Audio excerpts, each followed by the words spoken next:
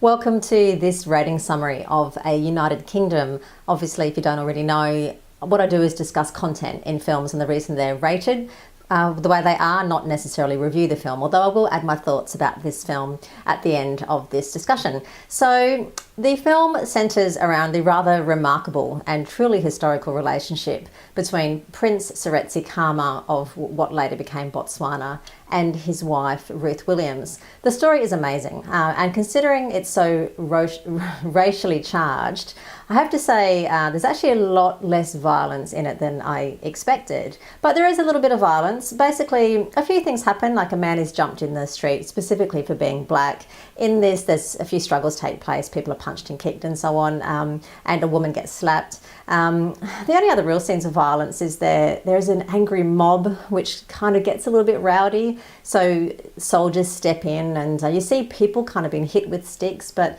it's so brief and passing that you don't really get the sense of anybody being even particularly injured.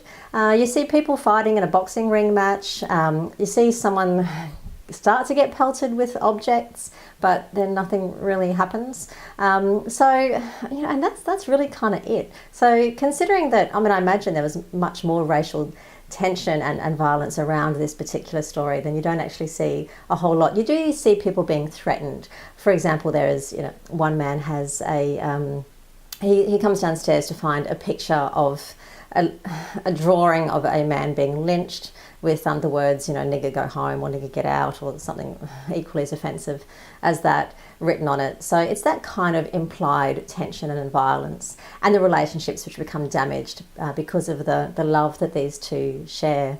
So blood and gore, there is a little bit. You see a bloody eye, a bloody nose, and I think a bloody hand, but it's not particularly bloody or gory, this film either. Same with sex and nudity. You don't actually see any sex or real nudity take place. You see a couple on their wedding night and they start to undress and there's a bit of caressing and kissing and all that lovely stuff.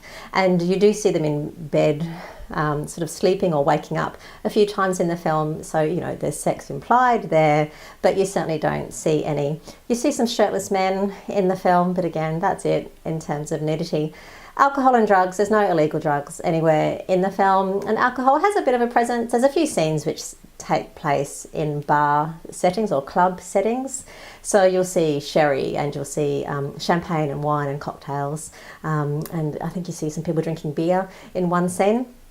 And offensive language. Okay, while there's no F words or S words or A words, but the offensive language is racially motivated. In fact, this film has been rated because of racial slurs. So you see a man being called monkey and the N word, and those kind of horrendous terms. You also see a female gets called some very derogatory names as well. So really it's the name calling which is the offensive language in this film, not so much the actual swearing.